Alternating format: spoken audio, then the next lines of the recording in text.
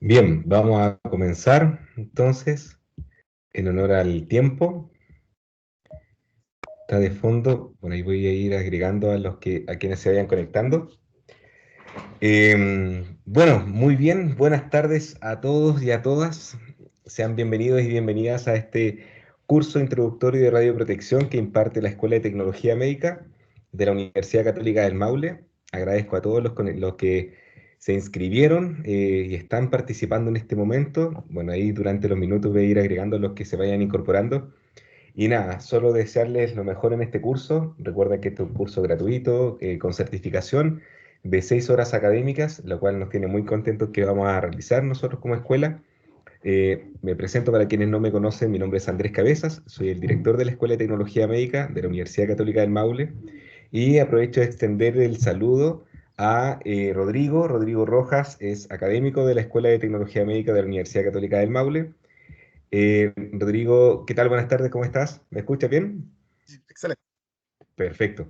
Bien, bueno, Rodrigo Rojas Godoy es ariqueño, oriundo de Arica, coterráneo mío, yo también soy de esas tierras. Es tecnólogo médico de radiología de la Universidad de Tarapacá y tras 1 año y medio ejerciendo como tecnólogo médico especialista en escáner, en tomografía computada, en radiología digital y convencional, fue becado por la Universidad de Salamanca en España para hacer su maestría en física médica.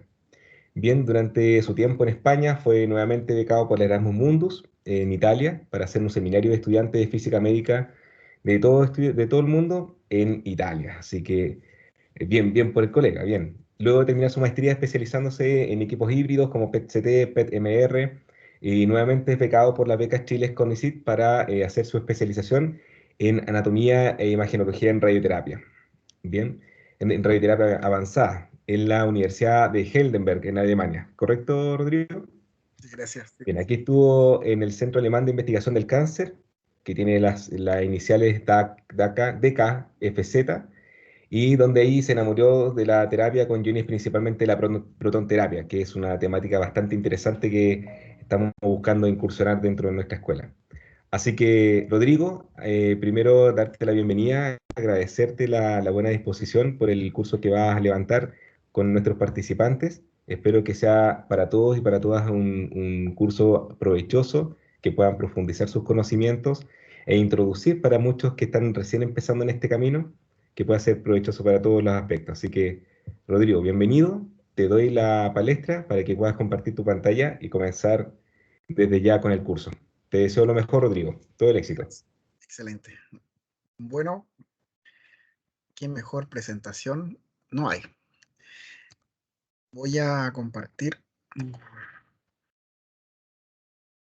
Aquí está. Ya, muy bien.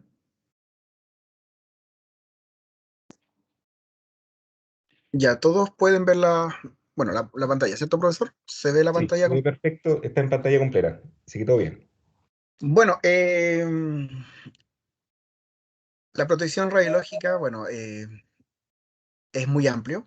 Explicarlo así de simple vista no es tan sencillo. Pero el objetivo fundamental de la introducción de la protección radiológica para los profesionales de la salud es para todos estos profesionales que tienen que trabajar con equipos que emitan radiación ionizante en sus labores para el diagnóstico, para tratamiento, para investigación también. Vamos a explicar los cuidados mínimos. ¿Ya? Cómo trabajar de forma amigable con la radiación y cómo también aplicar los criterios más altos en el tema de calidad, el tema de efectos biológicos y principalmente cómo ver la radiación como un amigo, como un aliado. Eso es lo que vamos a hacer a través de todos estos mini cursos, ¿ya? Normalmente los cursos de protección radiológica duran 24 horas cronológicas, se dictan en 3 días de 8 horas cada día, y estos son acreditados por las Seremis de Salud de todo nuestro país. estos cursos le da la facultad para sacar una autorización de desempeño y poder trabajar en instalaciones de segunda y tercera categoría. También lo voy a mencionar mañana, todos estos temas legales y de los tipos de categoría. Pero para que se hagan una idea, eh, donde trabajamos para la medicina, todo lo que tenga que ver con radiaciones ionizantes en medicina o dental, son de segunda categoría. Y todo lo que tenga que ver con equipos de menos emisión de energía o menos peligrosos, se podría decir, y se aplican en la industria, son tercera categoría. Y cuando hablamos de primera categoría, que es otro mundo, porque ahí la energía es mucho mayor, mucho más peligro, en el sentido de que tiene que haber mucho más cuidado. Eso lo ve la Comisión Chilena de Energía Nuclear, que lo vamos a ver también mañana. Así que desde hoy en adelante vamos a ver la radiación como un amigo, como un aliado. Y la primera temática que vamos a empezar es la radiación ionizante como problema de salud ocupacional. Bueno, el objetivo fundamental todos estos cursos, bueno, en cada curso yo menciono los objetivos y los contenidos. En este caso, entender el concepto de salud ocupacional y las radiaciones como problema de salud. Comprender los tipos de áreas de trabajo, principalmente las áreas médicas y no médicas, y conocer los métodos a seguir frente a un problema de salud cuando se tiene una irradiación, ¿cierto? Cuando uno de nuestros eh, eh, eh, funcionarios tiene esta sobreexposición a la radiación, cuáles son los tipos y cuáles serían las consecuencias. Pero lo vamos a mencionar porque esto también lo vamos a ver en los efectos biológicos del día de mañana, si no me equivoco, sí. Ya, y en los contenidos vamos a definir un poco la salud ocupacional, las áreas de trabajo, tipos de irradiación externa e interna, e introducirle un poco a los límites de dosis. Las radiaciones como problema de salud ocupacional. Como ven ahí en la imagen, claramente una persona que sufrió una exposición a un escáner, que básicamente el equipo no estaba funcionando óptimamente, no estaba calibrado, no estaba bien y se estaba dando mayor dosis de la programada. ¿Y esto qué significa? ¿Por qué es tan importante el control de calidad de los equipos, el cuidado, el calibrar los equipos? Porque la idea es que todo lo que nosotros vamos a entregar al paciente, que tiene que ser lo mínimo posible, pero nunca perder la calidad de imagen ni la calidad del tratamiento, no sea más de lo que yo estoy programando. Entonces, lo que vamos a introducirnos ahora es hasta qué punto es peligrosa la radiación. Pero antes que todo, la salud ocupacional. Para que todos los que trabajan en salud entienden el concepto de salud, que es todo, todo lo que, para lo que nos permite mantener el bienestar físico, mental y social de nuestro cuerpo, ¿cierto? Pero cuando hablamos de salud ocupacional lo llevamos esto al trabajo. Ya, les voy a pedir a los participantes que puedan poner mute No te su preocupes, yo audio, lo hago. por favor. Bueno, la salud ocupacional entonces va a promover y mantener el más alto grado posible el bienestar físico, mental y social de todos los trabajadores de una empresa. Ese es el objetivo de la salud ocupacional. Ya, en otros términos, podemos decir que es el conjunto de medidas y acciones dirigidas para preservar la salud de las personas en su vida de trabajo individual y colectivo. Entonces, ¿por qué es tan importante la salud ocupacional cuando trabajamos con radiaciones? Porque gracias a la salud ocupacional yo voy a permitir controlar que mis trabajadores que están expuestos a radiaciones, ¿cierto? Van a estar en óptimas condiciones.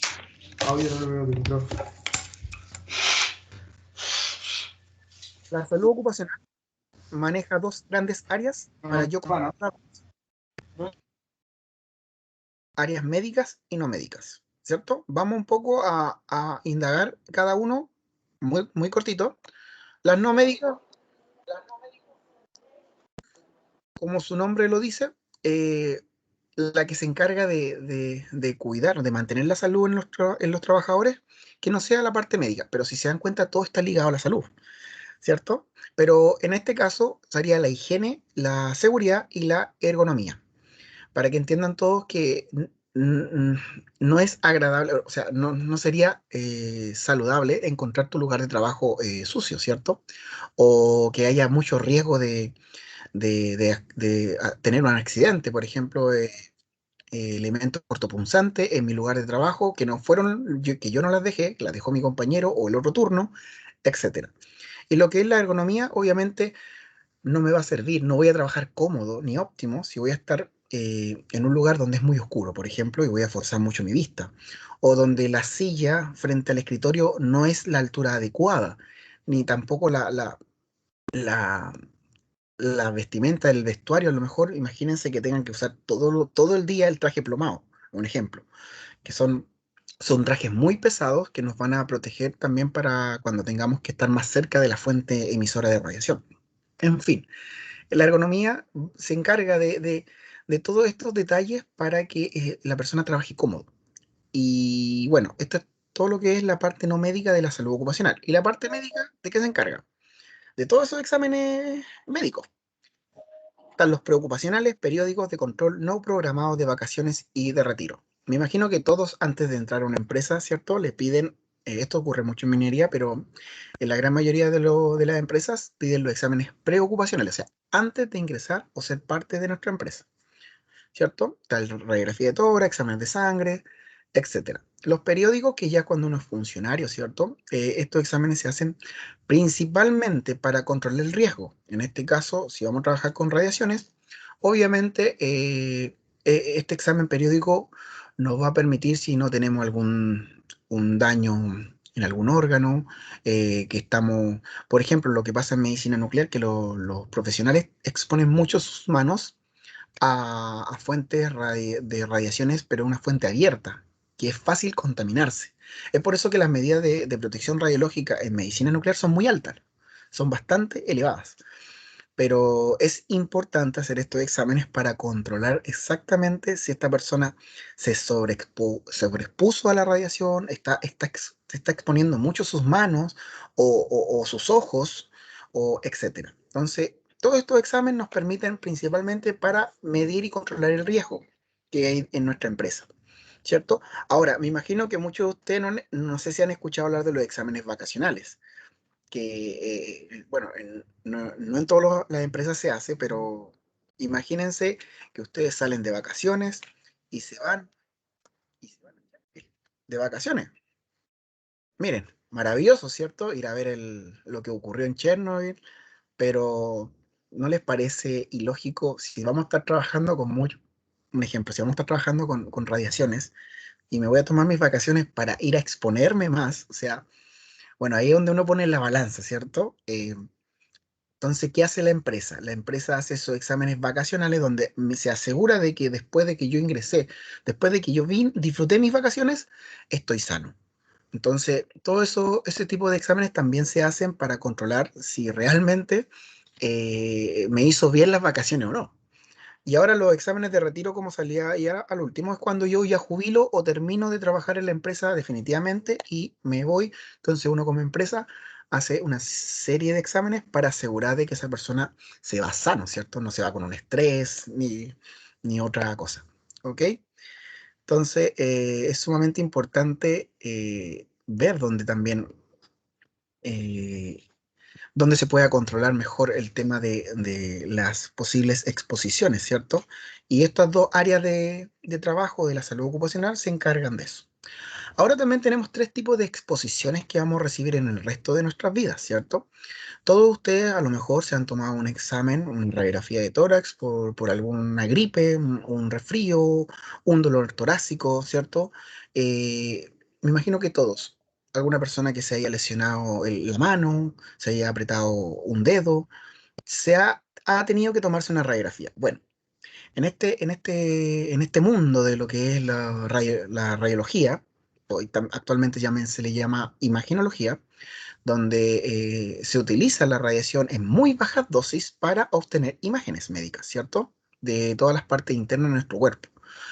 En donde, para que se hagan una idea, los disparos que se utilizan, el tiempo de disparo o de exposición que se trabaja principalmente en radiología, estamos hablando del orden de los milisegundos. O sea, un segundo divídanlo en 1000 y estamos trabajando en una parte de eso. O sea, son tiempos ultra cortos. Entonces, si se dan cuenta, la exposición es muy baja. Pero bueno, las exposiciones médicas, todo el mundo va a estar expuesto a esto por todos los años que viva, obviamente, porque en algún minuto se va a enfermar y va a tener que tener un examen diagnóstico o algún tratamiento, ¿ya? Obviamente esto no es todos los años igual, esto va a ir variando, pero la radiación con el tiempo se va a ir acumulando. En el caso de la gente que trabaja con fuente radiológica, la exposición ocupacional, como su nombre lo dice, es la que va a recibir la radiación en el trabajo. Y la exposición pública, que es la que está en nuestro entorno y es la que es parte también de nuestras vidas. A esto también se le llama la radiación de fondo, que también se los voy a mencionar más adelante. Y bueno, ¿puede causar un problema de salud la radiación? Efectivamente, sí. La radiación, como también les voy a mencionar cuando hablemos del origen de la radiación, están las ionizantes y no ionizantes. Pero cuando hablamos de radiación ionizante, que es capaz de alterar los átomos de- de las moléculas, alterar la composición estructural de las biomoléculas más importantes de nuestro cuerpo y puede provocar un desorden, muerte celular, muerte de tejido, como sale acá, va a depender principalmente del tipo de radiación, de la energía de la radiación y el tiempo de exposición a la radiación. Porque no es lo mismo y exponerme a rayos alfa, perdón, a rayos X, que a radiación alfa, que son partículas, ¿cierto? En donde las partículas alfa son 20 veces más peligrosas que los rayos X de baja energía, ¿cierto? Eh, todas estas cosas también lo vamos a ir aprendiendo en este curso. Hasta qué punto es peligrosa la radiación y eso es lo que queremos tratar de responder en todo este curso, ¿ya? Y si es peligroso, ¿cómo me protejo? ¿Ok? Entonces casi la gran mayoría de las radiaciones generan un tipo de quemadura de tercer grado, ¿ya? Y frente a las irradiaciones que vamos a tener o la interacción que vamos a tener con las radiaciones ionizantes, ya sea con fuentes cerradas, como en el caso de los tubos rayo X, ¿cierto? Que esta necesita estar encendida y disparando para que emita radiación, porque si el equipo no está disparando, no emite radiación. A diferencia de otros tipos de fuentes que son radiactivas todo el tiempo. Estas emiten radiación constantemente. Y en este caso, este tipo de material radiactivo que se puede que puede ser contaminado, o sea, que puede ingresar a nuestro cuerpo de forma interna, también se le llama irradiación interna o contaminación radiactiva. Entonces, esta es dentro de las más peligrosas porque si es inhalado y si este elemento radiactivo entra a nuestro cuerpo, hay muchos tipos de radiaciones, en el caso de las alfa, que son muy peligrosas, viajan distancias muy cortas y por lo general entregan toda su energía y son muy destructivas, a diferencia de los rayos X o rayos gamma, que también lo voy a mencionar, que son más penetrantes. Pero lo más importante es el tipo de exposición que voy a tener externa, que eso ocurre principalmente en todos los centros de radiología, de imagenología, ¿ya? Y en el caso de la irradiación interna, que ocurre principalmente en centrales nucleares, donde se trabaja con elementos radioactivos de fisión nuclear, emisión de neutrones, partículas como alfa, beta, etcétera, y también en lo que es medicina nuclear. En medicina nuclear vamos a estar muy expuestos a la contaminación, principalmente por el tecnecio 99 metestable, que es el derivado del molibdeno 99, ¿cierto? Y que esta es una sustancia líquida, ¿cierto? Que basta que yo la toque y me contamino, ¿ya? Pero tiene una vida media, que también les voy a mencionar, también es importante la vida media. ¿Cuánto tiempo dura en donde su máxima energía va a ir decayendo con el tiempo, ¿cierto? Hay elementos radioactivos que tienen vidas medias muy largas, como elementos radioactivos que tienen vidas medias muy cortas. Entonces, en el caso del tecnecio 99 metestable, cada 6 horas va decayendo a la mitad. Significa que pasan 6 horas y ese elemento radiactivo que estaba tan energético, después de 6 horas va decayendo su potencia a la mitad y así, y se va decayendo. ¿Ok? Bueno, eso es sumamente importante y esto se trabaja mucho en medicina nuclear, ¿cierto? Va a depender mucho de la vida media del elemento. Y otra de las cosas bastante sorprendentes para muchos es que a mayor altura, mayor es el grado de radiación que existe, porque hay menos, obviamente menos volumen de atmósfera. Y como bien se los voy a mencionar en la clase 3, que vamos a hablar del origen natural, que nosotros estamos constantemente irradiados por la radiación cósmica, que es la que vienen de explosiones estelares y de otras galaxias, y que viajan en grandes distancias, en años luz de distancias, y llegan a nuestro planeta, y tenemos dos barreras protectoras, que también se los voy a mencionar, que es principalmente la atmósfera y el campo magnético. Entonces, esta radiación que viene del universo, la radiación cósmica, que es dentro de las más peligrosas y la que tiene más energía, esta interactúa con la atmósfera y esta va decayendo y siendo menos peligrosa a nivel del mar.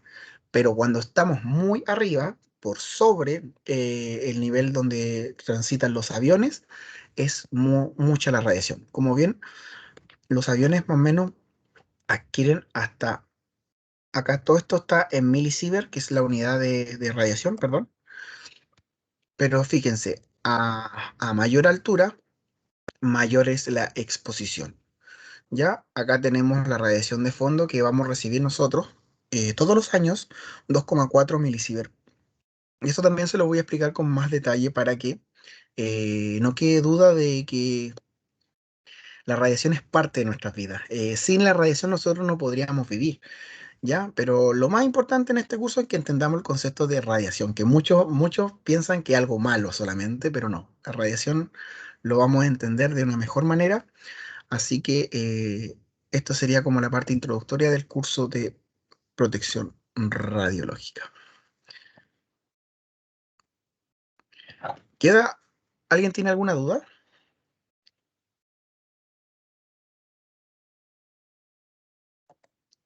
De todas formas, Rodrigo, si te parece, para los asistentes tienen posibilidad de colocar en el chat su consulta, así que podemos ir agregándolas mientras tanto.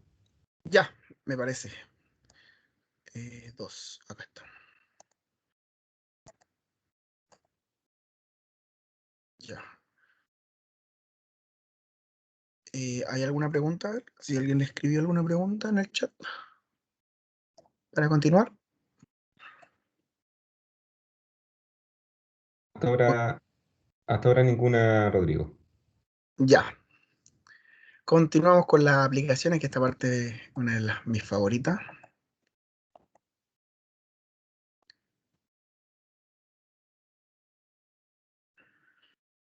Muy bien, sigamos.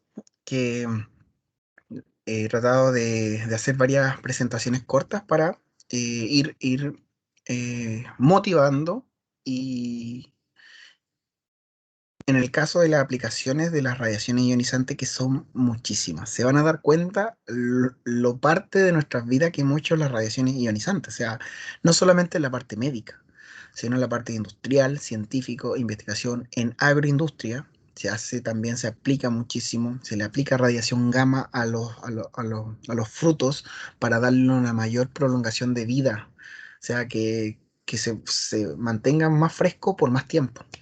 Entonces hay muchas cosas de que se aplican, y no estamos conscientes de que se hace. Bueno, el objetivo de esta mini clase es conocer un poco las distintas aplicaciones que puede tener la radiación ionizante en los distintos ámbitos profesionales, ¿cierto? Vamos a explicar un poco en la parte medicina, industria, etcétera. Y bueno, de los contenidos, la importancia de las radiaciones para la vida cotidiana y describir cada aplicación, ¿ya? Bueno, aquí, si se dan cuenta, esta es una imagen en 3D de PET-CT, en donde al paciente se le inyecta una sustancia radiactiva que emite positrones. Esta sustancia radiactiva viene unida a un trazador, que es como el que me va a llevar el elemento radiactivo al órgano que yo quiero estudiar. En este caso, un paciente con una metástasis hepática fulminante, si se dan cuenta. Eh, y bueno, las aplicaciones acá, en la parte de industria, en la parte de agroindustria que les dije, investigación, etcétera. O sea, son muchas aplicaciones, como bien se muestra acá. Y mayoritariamente las aplicaciones más predominantes es la medicina, totalmente. En la medicina donde mayor concentración tienen las aplicaciones de las radiaciones ionizantes para el beneficio de la humanidad, como también en la producción de energía, ¿cierto? En las centrales nucleares, en la agroalimentación, medio ambiente, industria, como les dije, y también en la conservación del patrimonio, para ver estatuas, reliquias, ver la antigüedad, ¿cierto? Con el carbono 14, ¿cierto? Se puede saber la antigüedad, etcétera. Bueno, ¿cómo surge todo esto? Bueno, para que entiendan que también lo voy a mencionar un poco en la historia de las radiaciones, es cuando se descubren los rayos X. Esto ocurre en 1895, ¿cierto? Por Wilhelm Röntgen, que era un físico alemán, ¿ya? Y bueno, miren lo que pasa esto al año siguiente. Los fluoroscopios y los accesorios para las fotografías por rayos X se convirtieron en un éxito en ventas. Era tan el boom, porque fíjense en estos equipos que emitían rayos X, pero a grandes cantidades.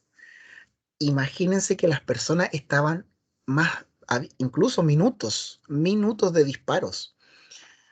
No, se los mencioné al principio, nosotros en radiología, en imagenología, utilizamos milisegundos para disparar radiación, rayos X. Acá se utilizaban incluso minutos. La gente estaba ahí viéndose cómo estaba formado el calzado, se veían los huesos de sus pies, se irradiaban todo esto. Y claro, y la radiación dispersa que le llegaba ahí, acá tampoco se conocía mucho los efectos biológicos de la radiación en esos tiempos. Y claro, él también se estaba exponiendo. No se olviden que la radiación es muy penetrante. ¿Qué pasó al año siguiente que Wilhelm Röntgen descubre los rayos X? Bueno, le toman la radiografía de un brazo fracturado, ¿cierto? A un niño y lo mandó al British Medical Journal para aprobar el increíble por el diagnóstico del hallazgo, o sea que se podía ver los huesos a través de los rayos X. Obviamente todos conocen la famosísima imagen de la esposa de Wilhelm Röntgen, que sale la mano de su esposa con el anillo de boda, pero esa no fue la que él mandó, porque si se dan cuenta, esa es una imagen que en sí no tenía muy buena calidad. ¿Ya? Pero eso también lo voy a mencionar, no se preocupe.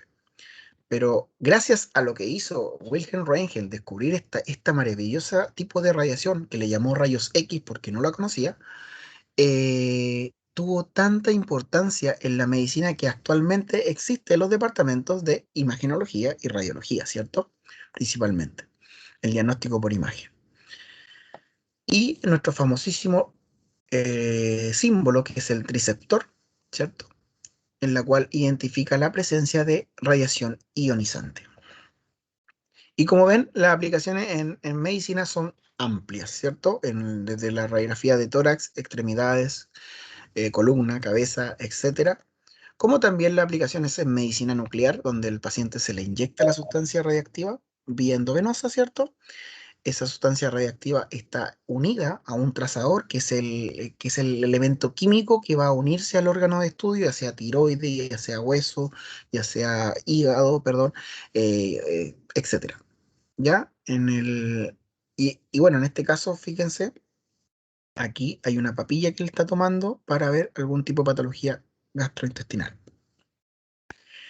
En fin, hay varias formas de administrar la fuente radiactiva a través de pastillas, en el caso del yodo, para lo que es la yodoterapia.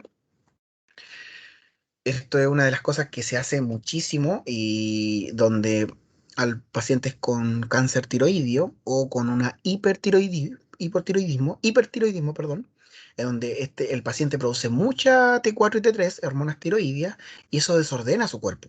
Entonces, cuando el médico diagnostica hipertiroidismo o un tumor tiroideo, se le aplica yodoterapia. ¿En qué consiste? Que utiliza el yodo radioactivo, que es el yodo 131, que emite partículas beta y radiación gamma. Entonces, estas partículas beta, que son muy energéticas y destructivas en corto tiempo, en corto distancia, son las que destruyen las células tiroideas, las destruye. Y al paciente lo deja sin células tiroideas.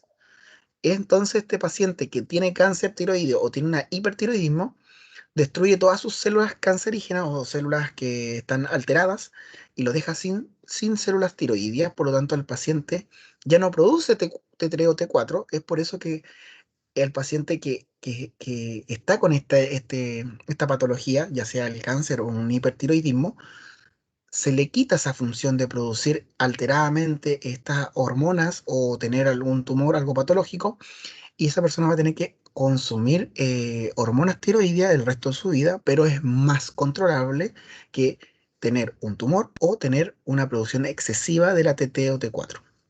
Entonces, este es un tipo de tratamiento que se hace mucho en nuestro país, pero la persona tiene que estar aislada porque la vida media del yodo 131 es más de 7 días. Entonces, la persona tiene que estar aislada durante todo el proceso del tratamiento porque va a estar emitiendo radiación. Es por eso que cuando se ingresa a las personas, tienen que estar en salas de plomo. Todos sus fluidos, ya sean lágrimas, saliva, orina, excreta, etcétera, tienen elementos radioactivos. Entonces, es bastante interesante este mundo porque no se conoce mucho, pero para que entiendan que los pacientes que se hacen yodoterapia y que es muy efectivo, pero tienen que estar aislados. Y fíjense que después a los pacientes, en el caso de la tiroides, como esa sustancia radiactiva, además de emitir partículas beta, emite radiación gamma, es la radiación gamma la que me va a formar la imagen final. Estos son gamma cámaras, que detecta la radiación gamma y después la transforma en una imagen. Bueno, todo esto es parte del mundo de las aplicaciones de medicina. En el caso de los primeros equipos de radioterapia, que eran los aceleradores de cobalto 60, donde ya tenían una fuente dentro que emite radiación gamma de alta energía, y esta es la que se encarga en disparar esa radiación al tumor. Fíjense en este caso, la médula oblongada acá, el quiasma óptico, los nervios ópticos, el globo ocular, estos órganos son extremadamente sensibles a la radiación. Es por eso que cuando tenemos un tumor muy cercano a estos órganos, el plan de tratamiento, que es el que lo hacen los físicos y los tecnólogos médicos de radioterapia, hacen todo un plan de tratamiento, una simulación de cálculos a través de un planificador, que es un software, ¿ya? Y que esto me va a permitir calcular exactamente dónde tengo que acumular o que llegue la máxima cantidad de radiación sin que toque los órganos sensibles. Es un trabajo bastante complejo, si se dan cuenta, porque no es sencillo. Basta un mal cálculo o que la radiación aumentó mucho más a unos cuantos milímetros y lo puedo dejar ciego. O incluso si le afectó el quiasma óptico, lo dejo ciego de los dos ojos.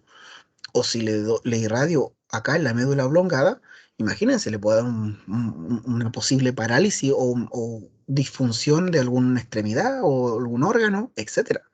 O sea, es sumamente complejo el trabajo que se hace en radioterapia, pero para eso está todos estos planificadores.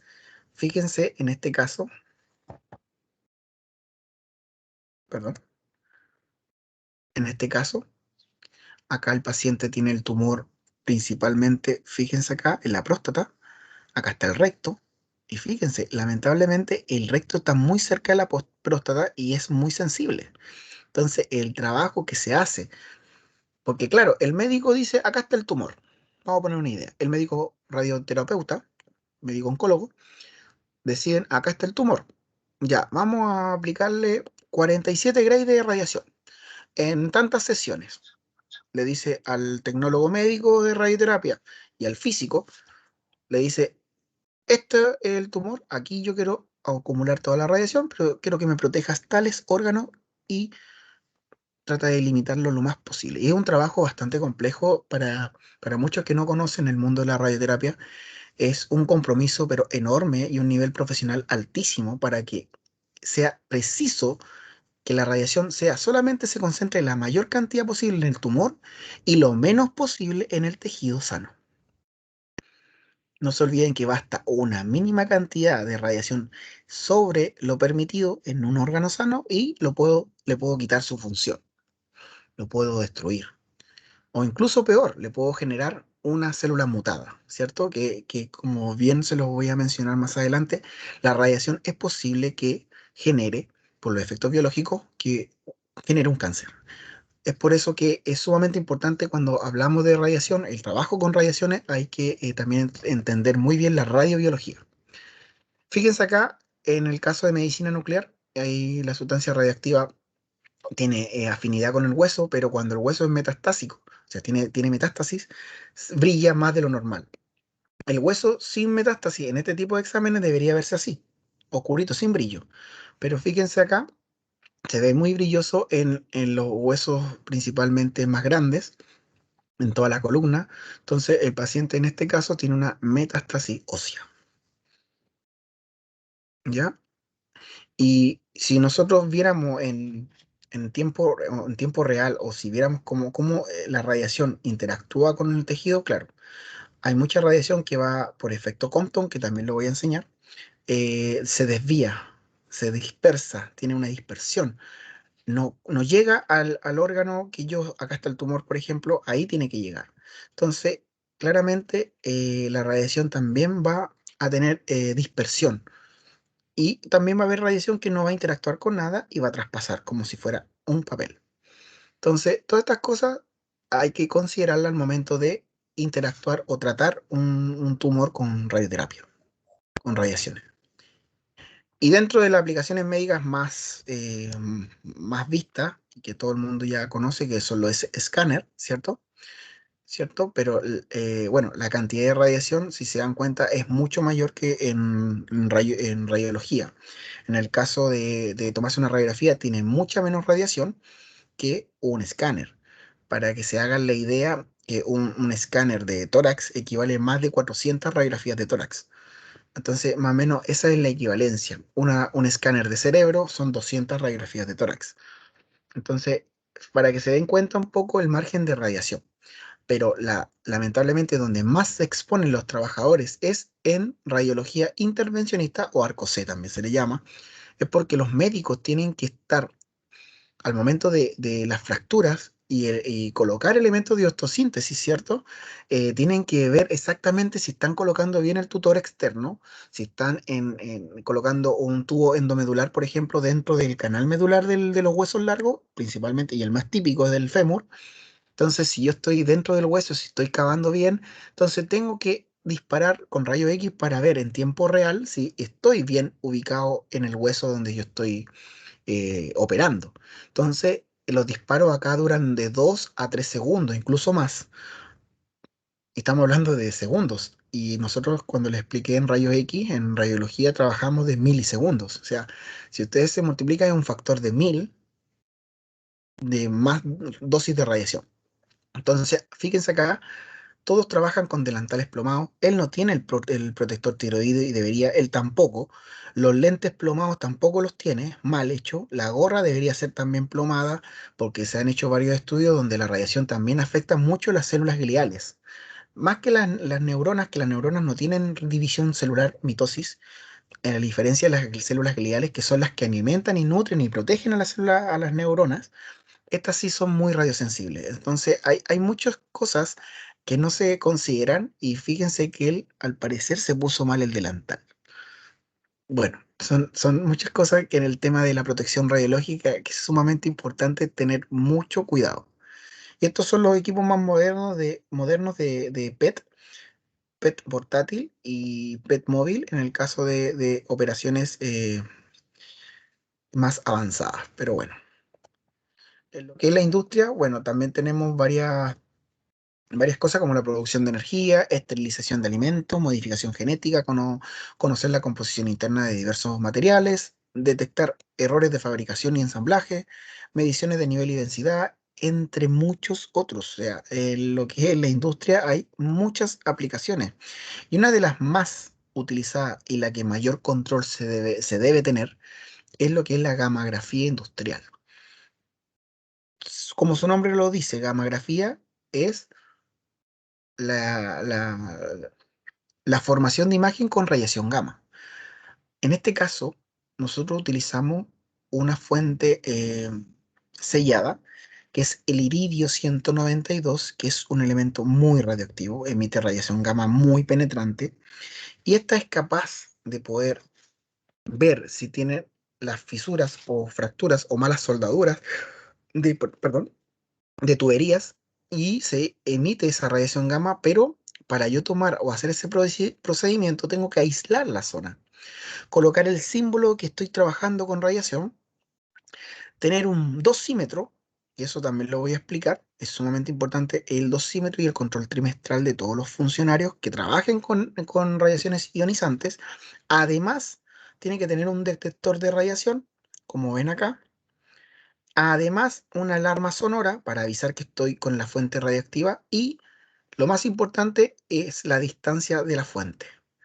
¿Ya? Es sumamente importante. Esto se hace en gamografía industrial, principalmente para ver si las soldaduras se hicieron bien, si hay fisuras de tubería, pero esto es cuando se trabaja con elementos radiactivos de muy alta tasa de dosis, muy alta energía. Estos son de primera categoría. Por eso esta categoría lo ve principalmente la Comisión Chilena de Energía Nuclear, más que las Seremis de Salud. ¿Ya? En fiscalización, bueno, como ven acá, el de aduana, el personal de aduana, con una cámara visual, se pueden ver por varios orificios muy pequeños el olfato de los caninos, ¿cierto? Que es más de 10 veces el de nosotros, pero nada se compara a los rayos X. Los rayos X son penetrantes y fíjense, si ustedes ven a esta persona de acá, ustedes no sospecharían que tenía ovoides llenos de droga dentro de su cuerpo. Miren, estaba lleno de ovoides. Y eso no se puede haber visto si no fuera por los rayos X. Ahora, a mí no me interesa tener imágenes nítidas en los aeropuertos, porque imagínense que esté irradiando a todo el mundo. Si en radiología, cuando uno se toma una radiografía, es baja dosis, aquí es mucho más baja la radiación en los aeropuertos. Porque a mí lo único que me interesa es detectar primero droga o armas. En este caso, fíjense, la mujer de acá ni siquiera se puede percibir que tiene una arma acá en la parte posterior. Y miren, entonces los rayos X son muy útiles para la detección de armas y drogas en controles de acceso, principalmente en aeropuertos, o también se está implementando mucho en minería.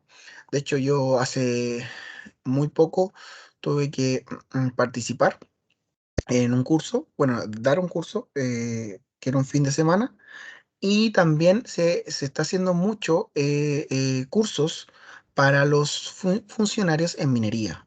¿Por qué? Porque se están colocando muchos controles de acceso con equipos de rayo X. Entonces, operar un equipo de rayo X de control de acceso o equipaje también se le exige por la Seremi Salud el curso de protección radiológica y la autorización de desempeño. ¿Por qué? Porque la idea, bueno, no están estos equipos para ver en cuerpo completo, sino equipaje, pero esto también se aplica en las aduanas. En las aduanas, cuando ustedes pasan los controles fronterizos o los controles de punto donde está aduana, su equipaje es visto por rayo X. Entonces, es sumamente importante que entiendan de que los rayos X ya son parte de nuestra vida y de nuestro trabajo, y obviamente no voy a poder ver lo que hay, por ejemplo, acá, en este bulto grande. Acá se está haciendo una gamografía. Este es un equipo emisor de radiación gamma con iridio 192 y acá tengo un panel detector donde va a ir toda la imagen latente y eso se va a transformar en una imagen digital después en un computador. Y fíjense lo que había en esa caja. O sea, a simple vista yo no tengo idea que adentro había dos armas. Y miren. Bueno, otra de las cosas interesantes es la agroindustria, ¿cierto? Que la radiación nos va a permitir determinar la eficacia de absorción de abono en las plantas, determinar la humedad de un terreno, así optimizar los recursos hídricos, controlar plagas, prolongar el periodo de conservación de los alimentos, entre muchos otros. Fíjense esta comparación, frutillas sin radiación gamma y con radiación gamma. Choclos alterados genéticamente al inicio, en la etapa de germinación, ¿cierto? Miren. Y bueno, acá también se puede modificar genéticamente con radiación un montón de cosas. O sea, este mundo existe y no quiere decir que los vegetales que son irradiados van a estar emitiendo radiación. ¿Ya? Ojo con eso. O sea, no significa que, esta frutilla lo irradiaron, yo si me lo como me voy a irradiar. No, no es así la cosa. ¿Ya? Eso también lo voy a explicar en los efectos biológicos. Bueno, en la investigación también está abarcando muchísimo el uso de fuentes radiactivas, principalmente para de la creación de dispositivos, en este caso un dispositivo PET portátil de estudios cerebrales, y también para, bueno, para ver la biología celular y molecular del cáncer, patologías moleculares, evolución genética, entre muchos, está el desarrollo de fármacos, muchos. Y una de las cosas que me encanta, que son los famosísimos aceleradores de partículas, principalmente el CERN, el que está es uno de los más grandes de todo el mundo, ¿cierto? Donde tienen kilómetros y kilómetros de aceleradores lineales que obviamente van teniendo una curvatura, pero son kilómetros. Y esto se hace principalmente para colisionar y chocar protones a altas velocidades para estudiar de qué están constituidas las partículas elementales. Fíjense la cantidad de detectores de radiación que hay, semiconductores de todo tipo. Y somos muy pequeños en comparación a toda esta maquinaria. Miren los tubos. Y otra de las cosas interesantes que se está logrando en nuestro planeta y que tiene la participación de más de 35 países es el famosísimo ITER. Para muchos no lo conocen, el ITER es el reactor, el termorreactor nuclear internacional más grande del planeta, donde se pretende hacer,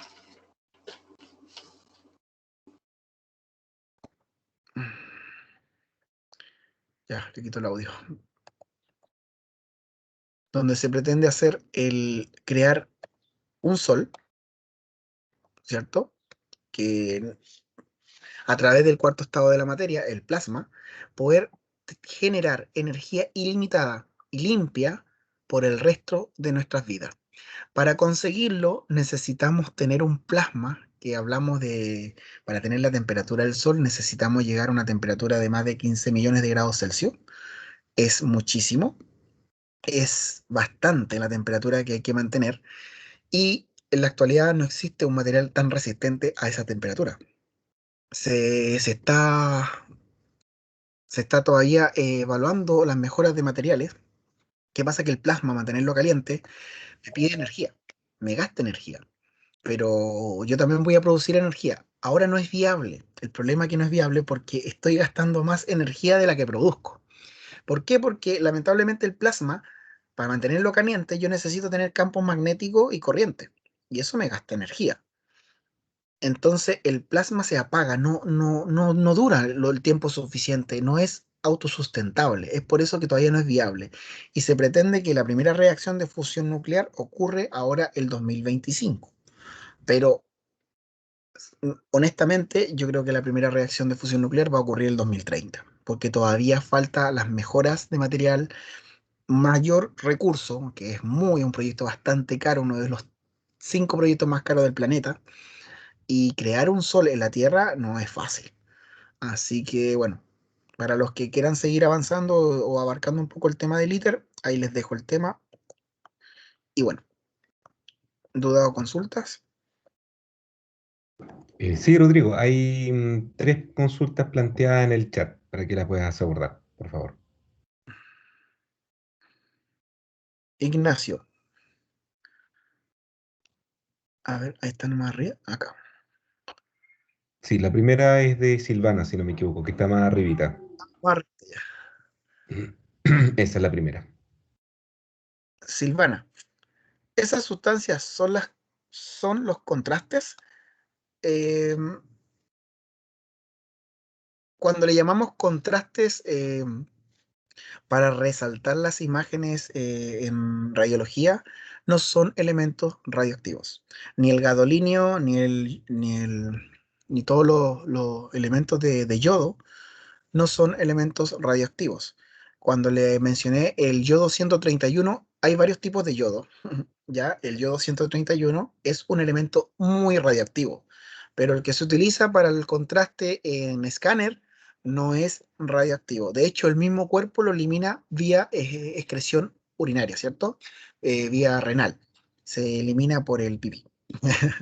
¿Ya? Así que eso es lo que quiero que tengan claro, de que los contrastes que se utilizan en imagenología no son radioactivos, ni en resonancia ni en escáner.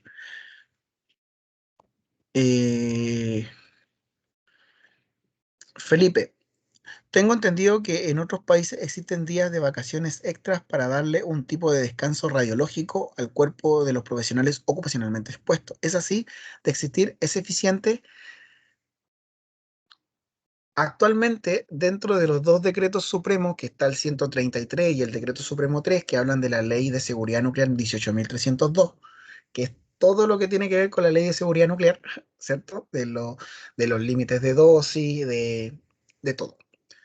¿Ya? En ninguno de esos dos decretos, incluso ni en ni en lo que se dice por las recomendaciones internacionales, se habla de un tipo de descanso para las personas que tengan una sobreexposición. Lo más importante es nunca pasar los límites de dosis establecidos anualmente. Actualmente, bueno, aquí ya que Felipe lo pregunta, pues esto lo voy a explicar mañana con más detalle. Actualmente en nuestro país, todos los trabajadores que se exponen a radiaciones ionizantes pueden tener hasta 50 milisieverts por año. 50 milisieverts. Cuerpo completo. Lamentablemente todavía no se ha modificado porque esto no se ha actualizado. Esta ley se hizo en 1984. En 1977 se hicieron los primeros estudios para los nuevos límites de dosis. Entonces, ¿qué hizo Chile? Se guió por lo de 1977. Pero las últimas modificaciones a nivel mundial fueron hechas en 1990 y fueron ratificadas en el 2007. O sea, desde esos estudios que se hicieron, que indicaron que a 20 milisieverts por año, las personas aseguran de que no tienen un riesgo de provocar algún daño eh, en el tiempo. O sea, hasta 20 milisieverts, me aseguro de que yo no voy a tener ni un problema. Claro, Chile todavía está hasta 50. Pero ¿qué dice el Instituto de Salud Pública? Y de hecho seguía por las recomendaciones internacionales que son hasta 20 milisieverts por año. Entonces, en Chile estamos trabajando hasta 50 milisieverts. Hasta eso podemos recibir cuerpo completo. ¿Ya? Qué alto. Las recomendaciones internacionales hasta 20. Pero en mi experiencia, para toda la gente que trabaja en imagenología o las personas que van a trabajar en radiología, en escáner, en todo esto, con suerte van a llegar a 3 milisieverts por año. O sea, así, pongámonos en el punto de que vamos a trabajar de la forma de exponerlos mayoritariamente, hasta 3 milisieverts por año. O sea, nada. Tienen que entender, que es lo que vamos a ver ahora en la clase que viene, que la radiación de fondo, que es la radiación que recibimos del ambiente, del espacio, de la tierra, de los alimentos, es aproximadamente 2,4 milisieverts por año. O sea, un poquito más de 3. Perdón, es menos de 3. O sea, si se dan cuenta, vamos a estar recibiendo dosis tan naturales que no nos va a provocar ni un daño. Pero cuando hablamos de más de 20 milisieverts por año, ahí ya cambia la cosa. Así que buena la pregunta, Felipe. Principalmente los profesionales ocupacionalmente expuestos, el POE, mientras no superen los límites, no se le aplica ningún tipo de descanso prolongado, etcétera. En Argentina, dice Felipe, escucha que lo llaman días de profilaxis. Bueno, va a depender del país, pero mientras no superen los límites, no va a haber problema. Ignacio Leighton dice, esos aceleradores de partículas son los que se usan en las partículas de Dios. Si es así, ¿qué se ha logrado estudiar? Bueno, este es un mundo que se aleja un poco del tema principal de la protección radiológica, pero para darte una respuesta, el bosón de Higgs, pues. El bosón de Higgs se descubrió principalmente en estos aceleradores de partículas que son kilómetros y kilómetros de distancias. El bosón de Higgs, para que ustedes entiendan, el bosón es parte de las partículas elementales, es un tipo de fuerza que une, un tipo de fuerza nuclear fuerte que permite que las, los protones y neutrones, bueno, hay dos tipos de fuerza que permiten unirse los neutrones, o sea, los núcleos. Los núcleos de los átomos están formados por protones y neutrones. Entonces hay diferentes fuerzas. Está la fuerza nuclear fuerte y fuerza nuclear débil. Bueno, los bosones son parte de esto. Y se descubrió el bosón de Higgs. entre muchas cosas tan más que también se han descubierto. Así que, ¿sirven? Sirven. Así que todavía se sigue investigando más de esto. Bueno, se le agradece a todas las preguntas. Vamos a seguir.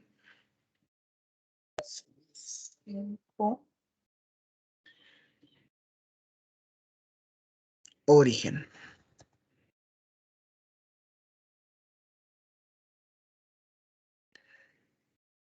Muy bien.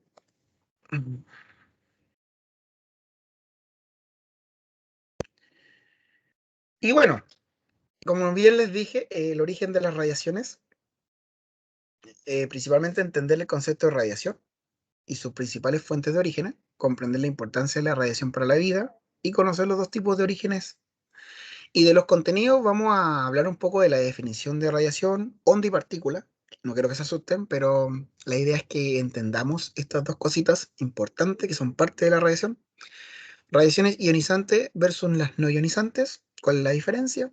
Las fuentes de radiación natural, artificial, dosis de radiación y el concepto de ciber y daño biológico. Así como a grandes rasgos. Fíjense, ahí tienen un lindo mapa de nuestro planeta, en donde los puntos más naranja oscuros, se puede decir, o más café, es donde están las fuentes naturales de mayor grado de radiación en nuestro planeta. O sea, ¿qué les muestro con esto? Que nuestro planeta emite radiación de forma natural. No es como todos, a veces la gran mayoría puede creer que la radiación se crea. No. Hay elementos que nacen radioactivos. Es como el niño hiperactivo. Nace hiperactivo. Necesita moverse, saltar, correr, gritar, y va a llegar un momento del día que se va a cansar y se va a dormir. Lo mismo pasa con elementos radioactivos. Nacen radioactivos, emiten radiación, energía, y va a llegar un momento que va a decaer. ¿Por qué? Porque todos los elementos radioactivos buscan la estabilidad, buscan esa eliminación del exceso de energía para llegar a un estado neutro. Eso también se lo voy a mencionar. Como bien les dije, tenemos dos barreras que nos protegen bastante bien de la radiación, ya sea solar, del espacio, y la que nos protege mayoritariamente de todos los vientos solares es el campo magnético de la Tierra. Y la interacción del campo magnético de la Tierra con el Sol, ¿qué creen ustedes que se manifiesta en los polos? Las famosísimas auroras boreales, ¿cierto?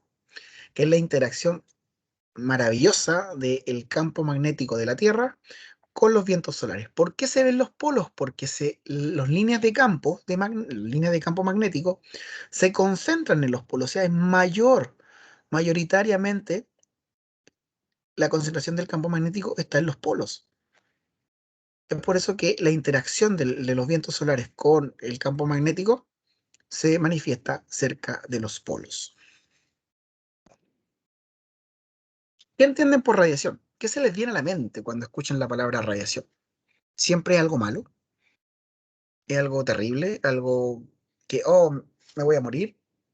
¿Es algo bueno? Depende, profesor. ¿Qué creen ustedes? Dejo la pregunta abierta. ¿Podéis interactuar un poco?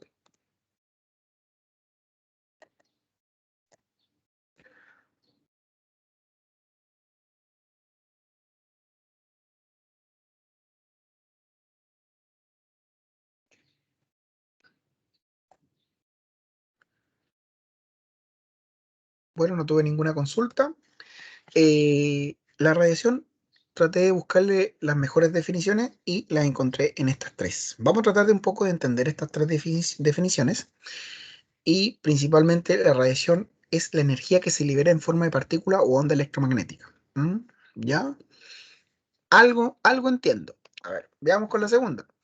Es la propagación de energía en forma de onda electromagnética o partículas subatómicas a través del vacío o de un medio material.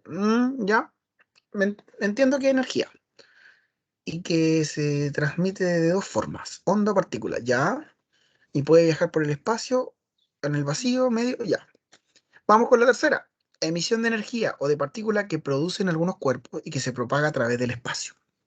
Entonces, la radiación, que no es siempre mala, porque también está la radiación no ionizante. Y de ahí tenemos un montón que utilizamos a diario, aunque ustedes no crean, y no son ionizantes, no son peligrosas, como las ondas de luz. La luz es un tipo de radiación electromagnética, no ionizante. Los infrarrojos, microondas, ondas de radio, telecomunicaciones, de alta tensión. O sea, si se dan cuenta, la radiación es todo lo que les mencioné, además de rayos X, rayos gamma, rayos cósmicos, etcétera. Ultravioleta. Entonces, ¿qué es la radiación? Es la energía. Es la energía que se libera, que se transmite a través de onda o partícula. Son las dos formas de transmitir la radiación, onda o partícula. Ya, ok. ¿Pero qué onda? ¿Qué partícula? Bueno, eso es lo que vamos a tratar ahora de explicar así, a simple y de forma muy general. O sea, vamos a empezar con la onda. Que la onda, como les dije, onda electromagnética. Pero también yo, profe, ¿y el sonido qué es? Bueno, el sonido es una onda mecánica. Se comporta, ambos son onda. La luz es una onda, el sonido es una onda. Pero, ¿cuál es la diferencia? Bueno, ambas transmiten energía. Ambas se pueden definir como una perturbación en el medio que transmite energía de un medio a otro. Perfecto. Pero la gran diferencia que hay entre las ondas mecánicas, que es el sonido, y las ondas de luz o electromagnética, es que las mecánicas necesitan un medio físico para transportarse esa energía. En cambio, las ondas de luz o electromagnética no necesitan un medio físico, pueden viajar por el espacio. Es por eso que la luz del Sol llega al planeta Tierra, ¿cierto? Porque entre el Sol y la Tierra hay vacío, no hay nada. Entonces, eh, las ondas electromagnéticas pueden viajar en el vacío. La diferencia de las ondas mecánicas no pueden viajar en el vacío. Por eso que no escuchamos el sonido de los otros planetas. Porque entre planeta y planeta hay vacío, no hay nada. No puede transmitirse. ¿Ya? Es interesante esto, pero por eso nos vamos a enfocar solamente en las ondas electromagnéticas, que pueden viajar en el vacío y que transmiten energía. Y se comportan, por una parte, un campo magnético y por la otra parte, un campo eléctrico. Por eso se llaman electromagnéticas, ¿ya? Y como les dije, la onda es una propagación de una perturbación de alguna propiedad del medio, ¿ya? Que se propaga a través del espacio transportando energía. Esas propiedades del medio que obviamente pueden ser densidad, presión, campo eléctrico, campo magnético, etcétera. Pero lo más importante es que la onda es una propagación de una perturbación que transmite energía, nada más. El medio perturbado puede ser de naturaleza como aire, agua, trozo de metal, espacio, vacío, etcétera. ¿Ya? Y ahí tienen onda electromagnética con un campo eléctrico y magnético. Y fíjense estas tres ondas. Estas tres ondas, si ustedes las ven así a simple vista, pero fíjense su amplitud, que la distancia entre el centro y la parte más alta de la curvatura, que se llama cresta o amplitud positiva, y el valle o amplitud negativa, ¿ya? Fíjense, la onda azul con la verde y la roja transmiten energías diferentes, por lo tanto son totalmente diferentes esas tres ondas. Característica de la onda más importante, la longitud de onda, ¿cierto? Que es la distancia que es desde un punto de acá hasta que llegue hasta acá. Esa longitud, esa distancia se llama longitud de onda, ¿ya? Pero lo que más me interesa para que hablemos de aquí en adelante lo mismo es la frecuencia. Todas las ondas se caracterizan por la energía y la frecuencia. De hecho, hay ecuaciones para saber la energía de una radiación o de una onda solo con la frecuencia. Y la frecuencia no es más que el número de ciclos o vueltas completas en un segundo. Entonces, esta onda de acá, fíjense, tiene dos frecuencias. ¿Qué quiere decir? Que tiene una vuelta completa, otra vuelta completa. Imagínense que todo esto fue en un segundo. Entonces, son dos frecuencias en un segundo. Y la unidad de medida de las ondas son Hertz. H mayúscula, Z minúscula, Hertz.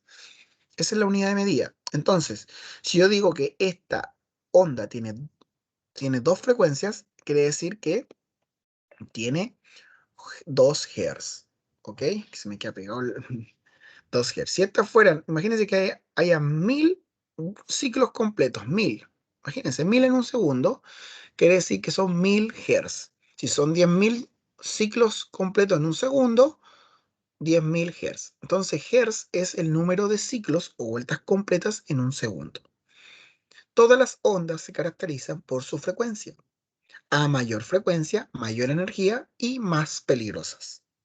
Es por eso que las ondas, a partir de las ondas electromagnéticas de los ultravioletas de alta energía, son peligrosos. Ya vamos a llegar a eso. Les dije que la radiación se puede transmitir de onda a partícula. ¿Qué es una partícula? Algo que tiene materia, algo que tiene masa, ¿cierto? Que tiene masa, ocupa un espacio y no necesariamente tiene carga, porque el neutrón no tiene carga, pero el protón y el electrón sí. Pero a través de las partículas se puede transmitir la radiación, totalmente. Ya, como les dije, protón, neutrón, electrón, que son las partículas subatómicas más conocidas, ¿cierto? Y acá tienen la estructura básica de un átomo. El núcleo, que está formado por protones y neutrones, y los electrones girando alrededor. Ya, de hoy en adelante vamos a hablar un poco más de esto en la parte de la física, ya, porque es de ahí la importancia para la producción de los rayos X. ¿Ya? Ahora, como les dije, la radiación que transmite energía a través de onda o partícula, entonces la emisión de ese excedente de energía, ese exceso de energía, ¿cómo lo va a liberar el átomo? Imagínense este átomo que es muy radiactivo. Este átomo va a emitir esa radiación alfa, que se llama radiación alfa, va a emitir esa partícula alfa y va a liberar ese excedente de energía. O también lo puede emitir que desde el núcleo hubo una transformación y se emitió una partícula beta y también disminuyó su energía. Entonces, en conclusión, la radiación o los elementos radioactivos pueden emitir esa excedente de energía a través de una onda o partículas. ¿Ya? Es la única dos formas de emitir la radiación, onda o partícula. ¿Ya? ¿Y qué pasa en el átomo cuando tiene mucha energía? ¿Qué creen ustedes? ¿Qué creen ustedes cuando tiene mucha energía?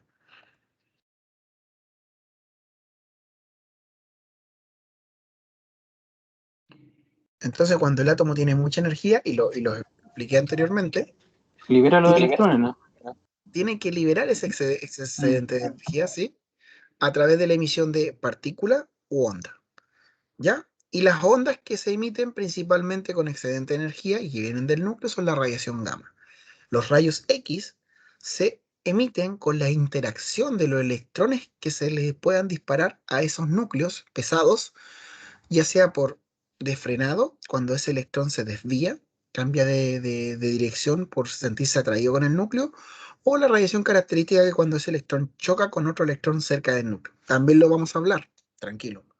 Pero para que entiendan que es muy diferente la producción de rayos X con rayos gamma, que pueden ser energéticamente iguales o diferentes, pero ambos son ondas electromagnéticas. Y cuando hablamos de partículas, ¿cuáles serían las más frecuentes? Alfa, beta, ¿cierto? Neutrones, protones, etcétera. Está todo átomo inestable, todo átomo radioactivo, ¿ya? Busca la estabilidad. Y para buscar la estabilidad, ese excedente de energía, ese exceso de energía que este átomo nació, lo va a liberar como onda o como partícula. Imagínense todo lo que tuve que hablar para poder llegar a este entendimiento, que no es fácil, pero la única forma de entregar la energía, la radiación, o sea, la emisión de energía, puede ser a través de una onda o partícula, ¿ya? No hay otra forma, ¿ok? Si nos vamos ahora al mundo microscópico, ¿cierto? Que el tamaño de las células habla de entre 1 micrómetro hasta 10 micrómetros, ¿cierto? Más o menos para que entiendan que esto es a la -6, o sea, 1 metro lo dividen en 1 millón, ya. Ahora, fíjense,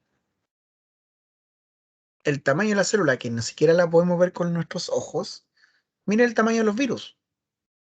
estamos hablando de los 100 nanómetros a la -9, hasta 10 nanómetros, que es prácticamente el tamaño de las proteínas que forman la estructura de los virus y bacterias. Pero algo más pequeño es el ADN, fíjense, la altura del nanómetro. Me imagino que muchos de ustedes han escuchado hablar de la nanotecnología. Es cuando hablamos de estructura a la escala de ADN, proteína y virus, algo ultra pequeño. Y más pequeño que nanómetro, que eso ya es muy pequeño, hablamos de los Armstrong o mucho más pequeño,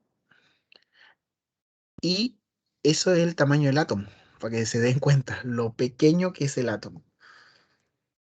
Para nosotros poder ver algo tiene que rebotar, ¿cierto? Que lo vamos a hablar ahora más adelante, pero los átomos son muy, muy, muy pequeños.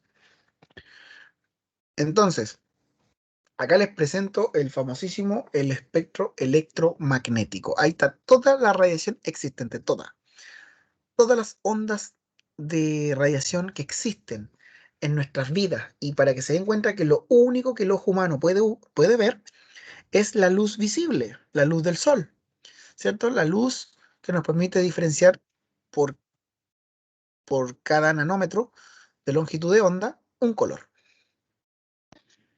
Nosotros no somos capaces de ver infrarrojo, microondas, telecomunicaciones, FM, televisión, radio, nada de eso. Ni tampoco rayo X, ultravioleta, gamma, cósmico, etcétera. Pero miren, ¿hasta qué punto es ionizante y no ionizante? Bueno, eso es lo que vamos a tener que seguir ahora explicando para que entiendan de que cuando se vuelve peligroso, principalmente cuando la energía es suficiente como para desordenar el átomo, arrancar electrones, alterar la estructura molecular de un, en este caso, por ejemplo, de una proteína. Sacar los electrones y desordenar átomos y enlace y alterar todo eso cuando tiene la energía suficiente, hablamos de ionizante, porque ioniza, saca electrones, da carga al átomo neutro. A diferencia de los no ionizantes, que también es un tipo de radiación, pero no tienen energía suficiente como para desordenar y generar iones, ¿ya? Es por eso que nosotros, la que más nos enfocamos, proteger, es en esta. Ahora, no se olviden que esta también puede provocar tipo de daño, como quemadura, inflamación de tejido, ceguera, porque la luz del láser, que está dentro de este rango, también puede provocar una ceguera, ¿cierto? Y muchas otras cosas. Y fíjense que todos los elementos electrónicos que tenemos en nuestras casas trabajan en este rango, en el espectro radioeléctrico, ¿cierto? En esta altura de la frecuencia. ¿Ya? A mayor frecuencia les dije, ¿se acuerdan? Mayor energía, mayor número de ciclos completos. Mayor frecuencia, mayor energía, más peligrosos. Pregunta para todos, ¿por qué vemos el plátano amarillo? Siempre hago este tipo de preguntas en los cursos de protección radiológica. Vamos a ver si alguien puede responder. Para los que ya tuvieron la clase, que he visto algunos alumnos ahí dejemos participar al resto. Porque dentro del electromagnético nosotros logramos captar el reflejo de ese color por las ondas que emite y ese es lo que traducimos en el ojo humano como color. En pocas palabras, ¿no? Sería como que la luz impacta en el objeto absorbe ciertos espectros de la luz y lo que no absorbe rebota, y lo que rebota en ese caso sería la frecuencia amarilla y por eso es que vemos amarillo. Ay, me encanta cuando me roban las palabras de la boca. O sea, lo dijo bien Carla, pero lo concluyó ahí Felipe, así que un buen trabajo para los dos. Efectivamente, así es. Es, como ustedes pueden ver, la luz tiene todos los colores. La luz es blanca, ¿cierto? La presencia de todos los colores fusionados genera el blanco. La luz es todos los colores, como les dije. ¿cierto? No es que vienen separadas y ya voy a atacar verde, no, todo. Pero el color se define como el cerebro capta esa longitud de onda. En este caso, el plátano absorbe todas las longitudes de onda, violeta, naranja, verde, todos, de la luz. No se olviden que la luz es todo. El único que no absorbe y lo rechaza y lo emite es el amarillo. Es por eso que esa longitud de onda, el amarillo, que es 600 nanómetros aproximadamente, llega a nuestra retina y se transforma en una imagen, en un color. Lo mismo pasa con el rojo, absorbe todos, menos el rojo, y es el que emite. El rosado piel de la chica acá, lo mismo. Para que entiendan que lo único que el ojo humano puede ver es el espectro visible de luz, que está entre el rojo, que es en 700, y el violeta, que es en 400. ¿Y cuándo la radiación es peligrosa? Ya para irnos a descansar. ¿Cuándo creen ustedes que es peligrosa la radiación? ¿Se acuerdan cuando les dije el concepto de ionizante? Cuando esa radiación tiene la energía suficiente como para sacar un electrón de un átomo e ionizar. Y no solamente uno, puede ser muchos átomos. Entonces, cuando esa radiación es capaz de alterar la estructura de un átomo neutro y transformarlo en ion, porque un ion es cuando el átomo adquiere carga, si yo le saco un electrón va a tener carga positiva, ¿cierto? Y si a ese átomo neutro le agrego electrones, va a ser carga negativa. Entonces, de ahí viene la palabra ionización. ¿Ya? Y la radiación ionizante es la energía suficiente de la radiación para arrancar electrones e ionizar átomos. Y la radiación no ionizante no tiene la energía suficiente para ionizar, por lo tanto, no son peligrosas. ¿Cuándo la radiación es peligrosa? Cuando ya a nivel de números, la radiación electromagnética o la onda electromagnética de muy alta frecuencia, ¿se acuerdan? De aproximadamente 2.400 millones de megahertz.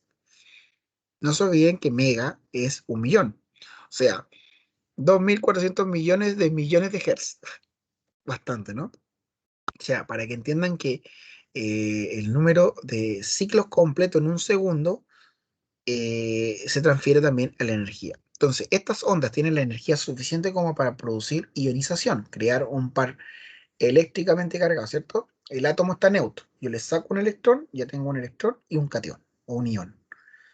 Esto se le llama par iónico. Y al generar más par iónico, va a alterar estructuras, moléculas, células, etcétera.